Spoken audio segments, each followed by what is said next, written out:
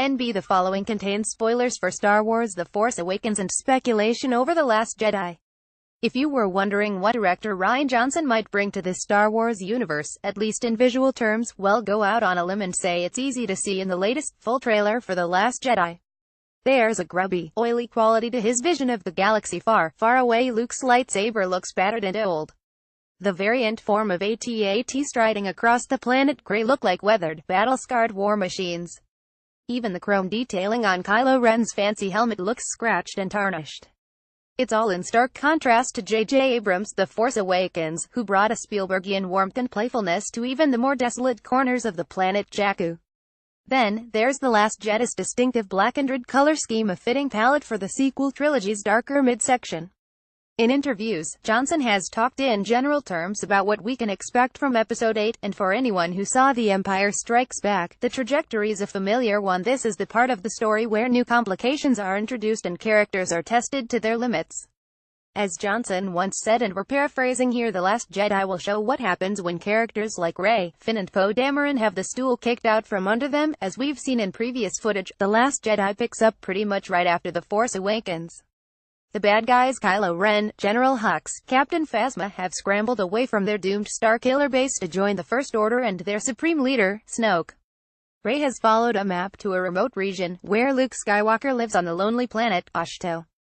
So what happens next? Predictably, the First Order isn't too happy about having its latest piece of military hardware taken out by Poe Dameron and his resistance fighters, and stage a sweeping counterattack on their enemies' strongholds. One of these is on the planet Krayt, the location where we see those new AT-ATs striding across the screen. As the Resistance defends itself from the First Order's assault, a fully healed Finn goes on a mission behind enemy lines where he winds up in a pitched battle with his old boss, Phasma. On a side note, it's great to see the latter who didn't get that much to do in The Force Awakens back in what we're hoping is a slightly expanded role. What's slightly more ambiguous is Rey's encounter with Luke on Ahch-To. We know from the last film that Luke went into exile when a young Kylo Ren, then going by his family name Ben Solo, turned on him and destroyed his Jedi school, a scene we see in a bit more detail in the new trailer. In previous bits of footage, we also saw how Luke has grown somewhat disillusioned with the whole Jedi religion. One key line was, of course, "It's time for the Jedi to end." All of this suggests that the relationship between Rey and Luke will be a bit more complicated than the traditional Master-Padawan dynamic we've seen in previous Star Wars movies. Luke may have the experience to train Rey, but then, maybe Rey has the innocence and idealism to shake the old Jedi Master out of his gloomy funk. The latest trailer also throws in another intriguing and potentially revealing detail. As Rey is running through her training regime on Ahch-To, she unleashes a wave of energy powerful enough to split a chunk of rock clean in two. Wide-eyed at this demonstration of strength, Luke utters the following: "I've seen this raw strength only once before. It didn't scare me enough then. It does now." Exactly what Luke means by this is left intentionally ambiguous.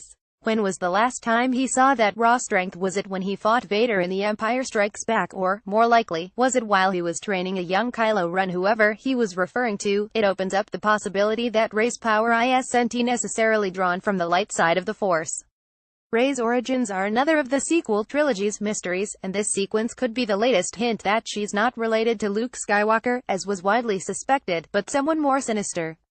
Could she be Kylo Ren's twin sister, hidden away on Jakku? When Kylo turned to the dark side, we see a few dramatic moments in the trailer where Rey clearly encounters Kylo and Snoke, the latter seen in physical form for the first time. It's likely that they're keen to turn Rey to their dark way of thinking, either through dramatic dialogue or simple, old-fashioned torture.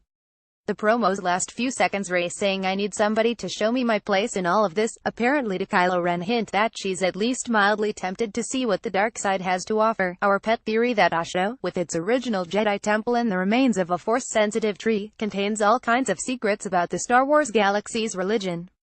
Maybe it's time to stop thinking of the Force as being split so cleanly between dark and light, good and evil, to accept that both exist in Jedi and Sith alike.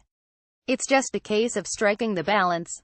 The trailer's most troubling suggestion, meanwhile, is that Kylo, having already offed his father in cold-blooded fashion, now has his sights trained on his mother, General Leia. Given the tragic loss of Carrie Fisher last December, having her signature character killed by her son in such a cruel fashion would be far, far too much for general audiences. Wouldn't it? Well, we certainly hope so. As spoilery as the new Last Jedi trailer appears to be, it also offers all kinds of possibilities.